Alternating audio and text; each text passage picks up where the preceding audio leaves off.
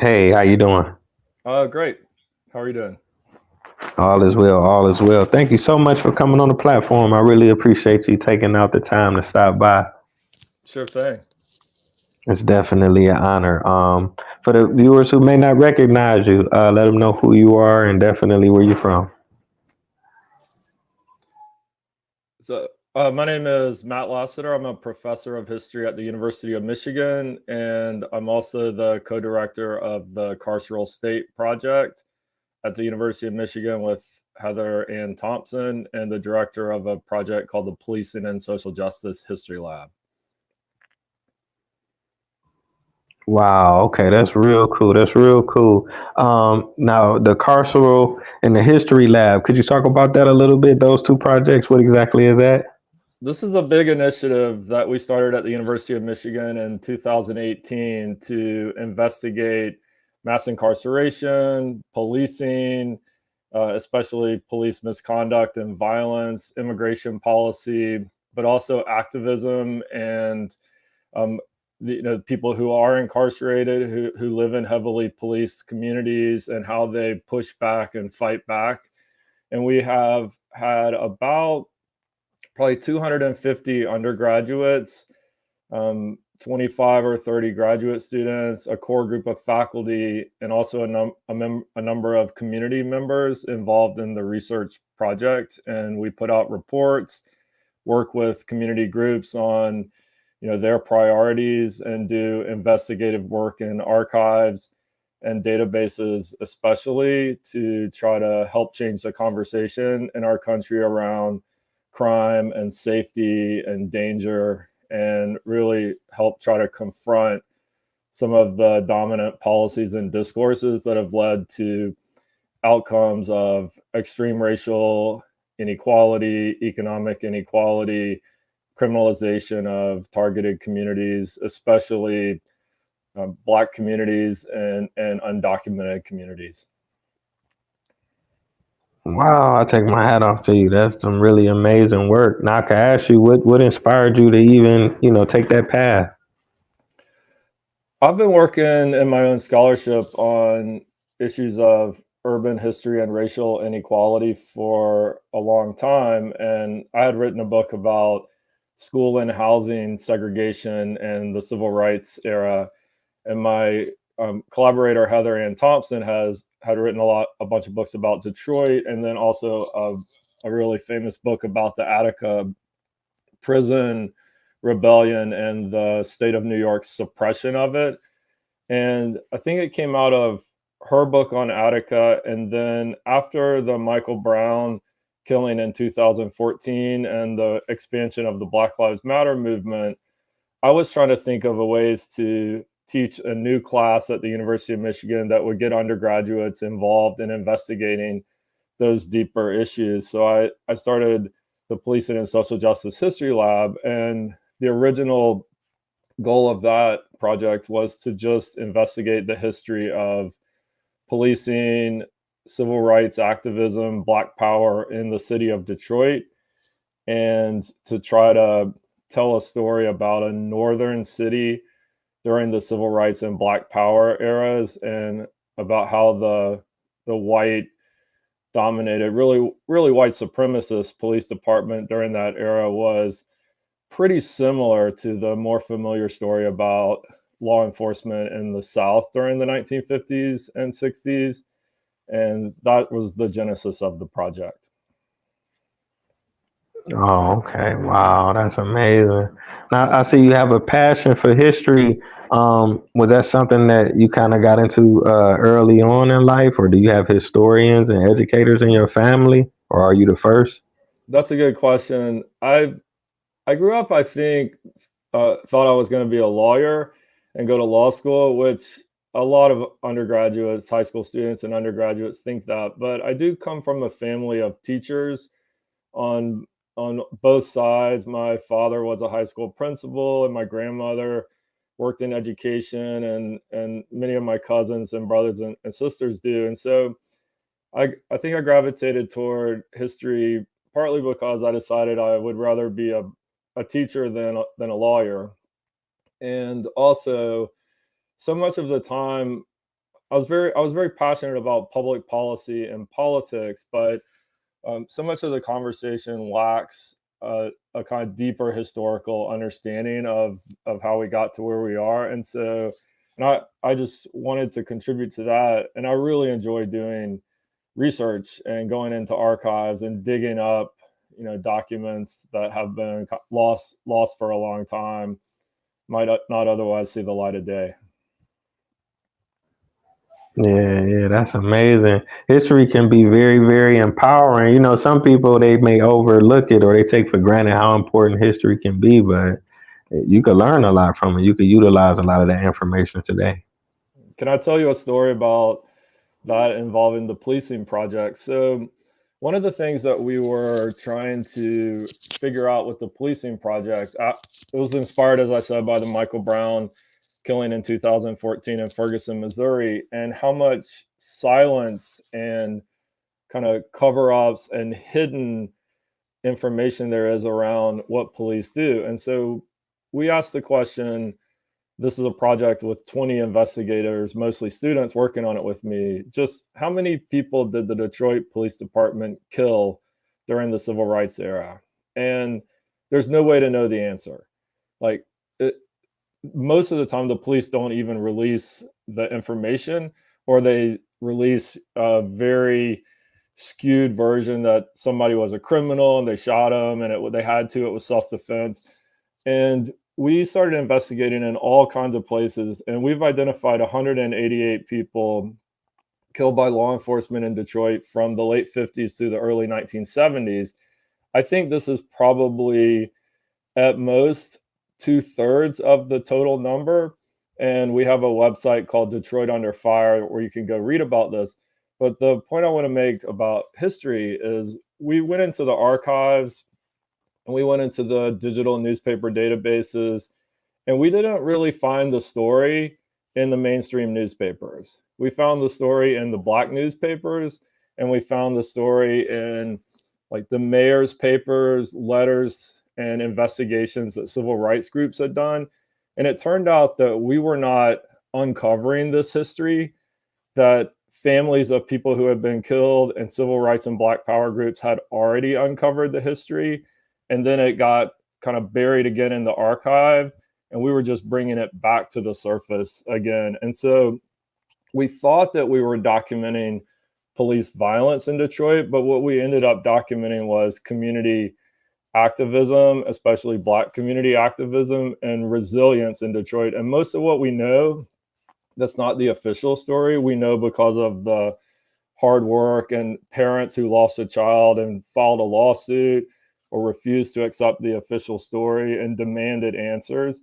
And it was a good lesson for me as an academic historian to realize that the communities beyond the academy have a lot of the answers and a lot of the knowledge already, and we can more partner with those communities in trying to tell a different story about the past.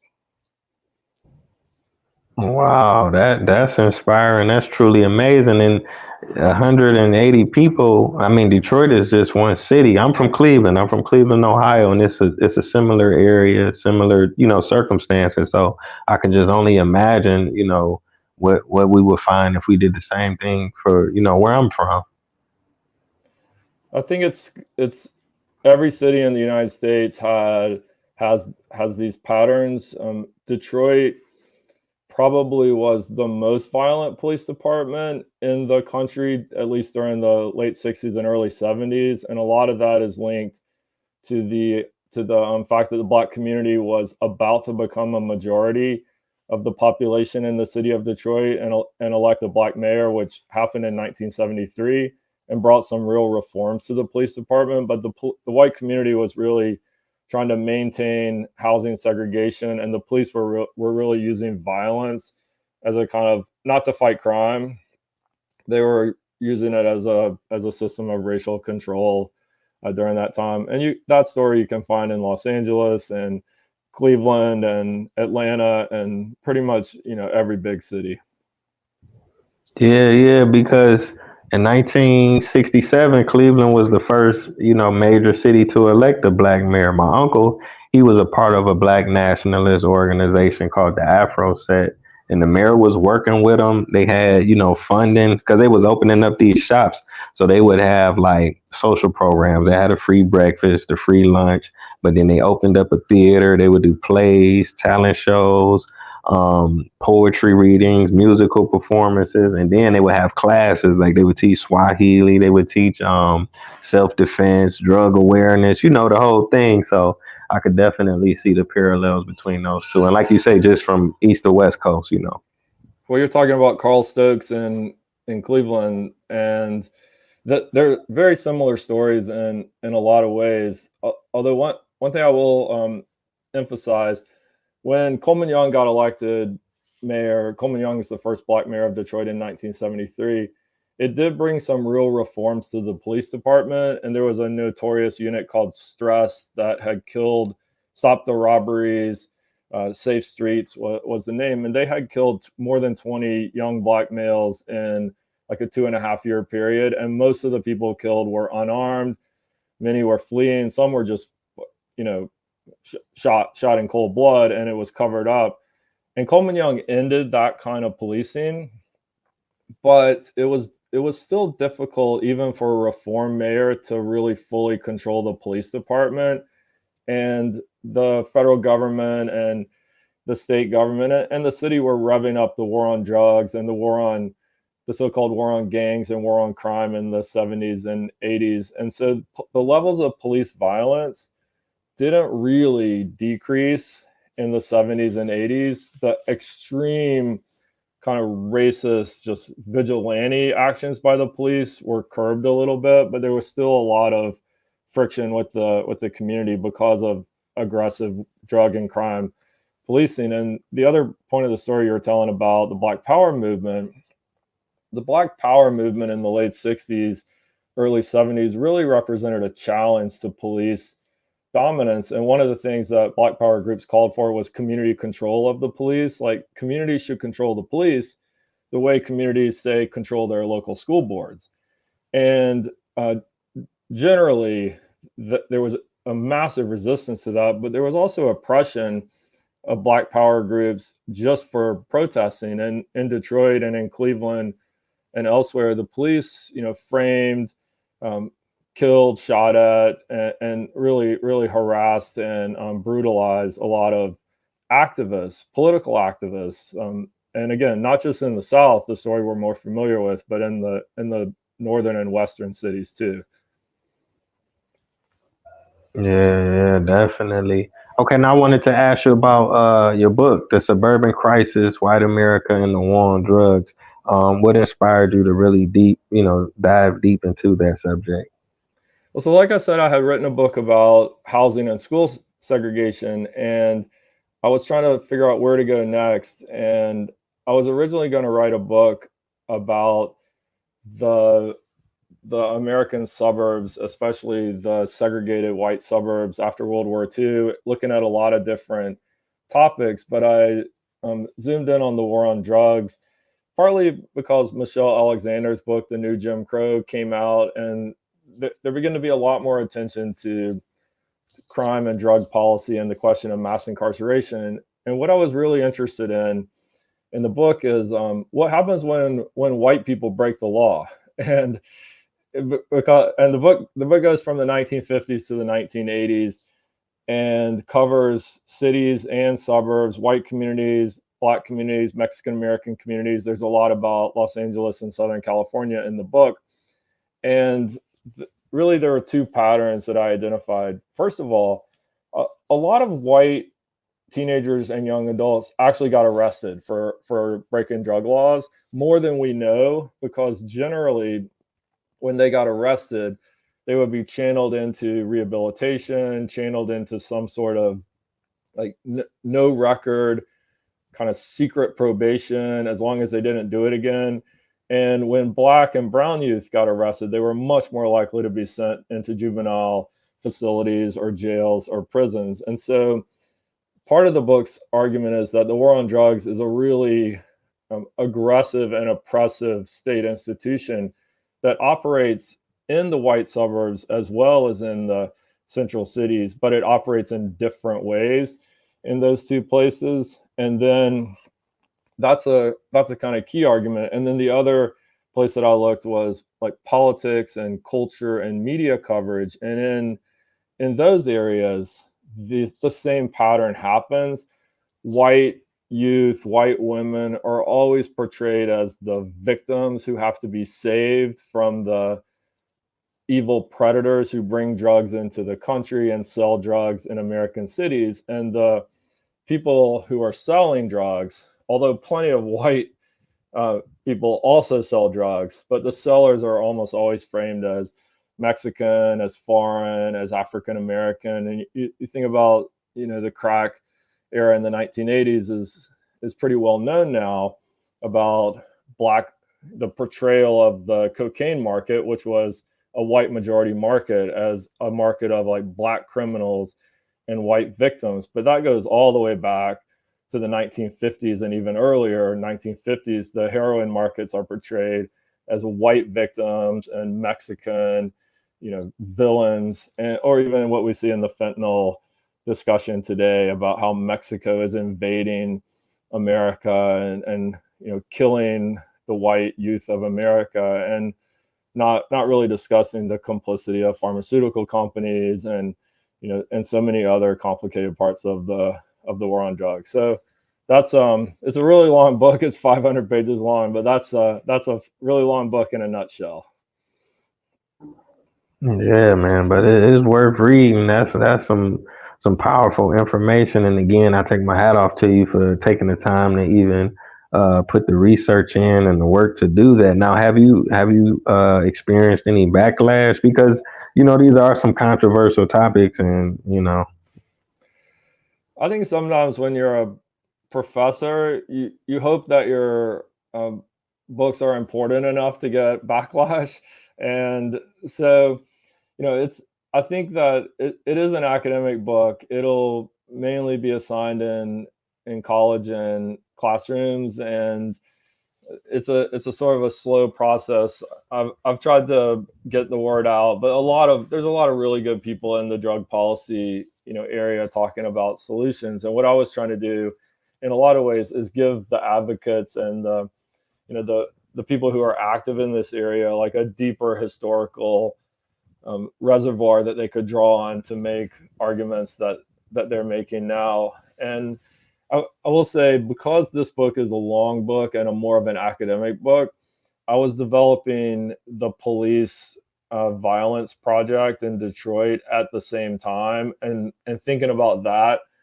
a little more as telling this story, but in a way that would be more publicly accessible. And our Detroit Under Fire website has a lot of offshoot publications and even a curriculum that we've created in partnership with the Detroit public school system to be available for high school and middle school classrooms. And so that's probably, of the work that I've been a part of, that collaborative project is probably going to have, I think will have a greater public impact than the like long books that professors also write. Yeah, but that's real cool. That's real cool. Now I can ask you, in your doing your research, did you face any difficulty accessing certain files and information, or was everything, just right there for you to get? Oh, definitely a lot of difficulty. So for the book, the main difficulty is police departments don't generally allow their records to be accessed even by researchers. So it's really hard to get information out of police departments today. But even going back to the 1950s or 1960s, they're generally not in the archives. So, so like an education department, they just put everything in the state or the city archives, and police departments close them, and you have to file Freedom of Information Act requests. It's very laborious. They often deny them or claim that there are no records. So for the War on Drugs book, the Suburban Crisis book, I really had to piece together this kind of puzzle of what happened from very fragmentary records. Or Los Angeles and Los Angeles County had particularly good records, so I spent a lot of time there, and I zoomed in on Long Island because the federal government had commissioned a major decade-long study of how diversion and incarceration worked in the juvenile system and in the drug system. So I had good records there. But in general, it's a real challenge. And I'd also like to point out for the records for the Detroit Police Project, it was extremely difficult. Like, we found records here and there, but the police department has all the homicide files, and this is true all over the country. Every time somebody is killed, there's an investigation, and so every time, not every time, because a few were covered up so much they never had an investigation, but most of the time, when a police officer shoots and kills somebody, the Homicide Bureau does investigate, and those reports, I believe, should be public. They are very difficult to get, expensive to get. The police department also often said they can't find the document. It was too long ago. And a few states like California have recently passed laws saying that police records should be presumptively accessible. And right now, families have to file a civil lawsuit and extract records in a really difficult way, that if somebody, kills your child, or if police officer kills somebody in your community, like, the family and the community should be able to get the records. And I think that's true of historical records as well. Yeah, I can relate. I wrote a book about my uncle and his group, and I've been trying to access those FOIA files for almost a decade. They'll send you a two or three pages or a couple hundred pages, but they have thousands of pages, and they'll black out so much information. You'll ask for this, and they say we're not gonna send you that, or we can't send you that. Then they request money. I done sent money. They haven't sent the additional files. I sent the receipt. They're like, we don't have a record of you sending the money. I drove out there 2 times. So it can be discouraging, but obviously, you've been able to, soldier through and get the work done. So I really take my hat off to you for that. Well, there are on the Detroit Under Fire website that we have, there's two sections of it where we were able to get the homicide report by the Detroit Police Department. And one was the shooting of a woman named Cynthia Scott in 1963. And one was the stress unit that I mentioned shot and killed 2 Black teenagers in 1971. And it was expensive and it took a really long time, but we did get the Homicide Bureau reports. And there were a lot of redactions, as you mentioned. But even with the redactions, it was clear once we had the whole reports that there had been a cover up. And in the Cynthia Scott case, and this was a huge deal in Detroit, it created a massive protest movement in 1963. They interviewed 6 Black witnesses who all said she was walking away and the police officer shot her in the back. But the official story was that she had attacked the police officer with a knife, and so he had to shoot her. And the Homicide Bureau said, well, there is competing testimony, but all of the 6 civilian witnesses are prejudiced. So we're going to take the word of the officer. But the only thing that they were prejudiced about was that they were African American too. And they said, well, they're prejudiced because they're African American and the victim's African American, so we're going to discount their testimony. She must have attacked him with a knife. And when you read it now, it's just really clear that it was a wrongful killing and it should have been prosecuted for murder. And we put this all out on the website, and it became more difficult to get Homicide Bureau files from the Detroit Police Department after we published some of this information. But I think all of them should be available. All of them should be available in every place. There's a project called $1 Million Hoods at the UCLA, and they filed a lawsuit with the ACLU in California, and they actually are getting access to a lot of Los Angeles police documents, and they're going to put them all on, a digital database for everybody to look at. And that's a good model for, like, it shouldn't be so hard for anybody to like figure out what their government's up to. And it is in this area. Yeah, you're right about that. It should definitely be public information and easily accessible. Now, with all of the work that you have done, online in the classroom, the books that you're writing, have you ever thought about doing a documentary?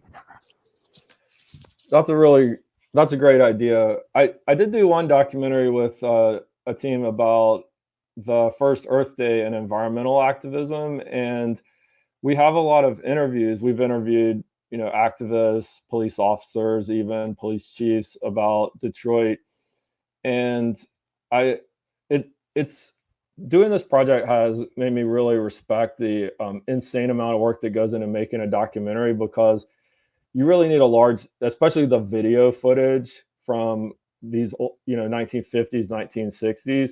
There's a lot of it, but it just takes forever to go through. But I think that's a good idea, and I think documentaries are one of the most powerful ways that you can reach people nowadays. So I would say it's something that we've been talking about. We have a new project with the Carceral State Project Initiative, where we're investigating the 363 juveniles who were sentenced to life without parole in the state of Michigan on homicide charges in 2000, when the Supreme Court in 2012 said that's unconstitutional. They all have to be resentenced. And we're going to be interviewing a lot of those formerly incarcerated people who have gotten out after 40, 50, 60 years. And I think we may do a documentary about this in partnership with a few other community groups that we're working with on this project.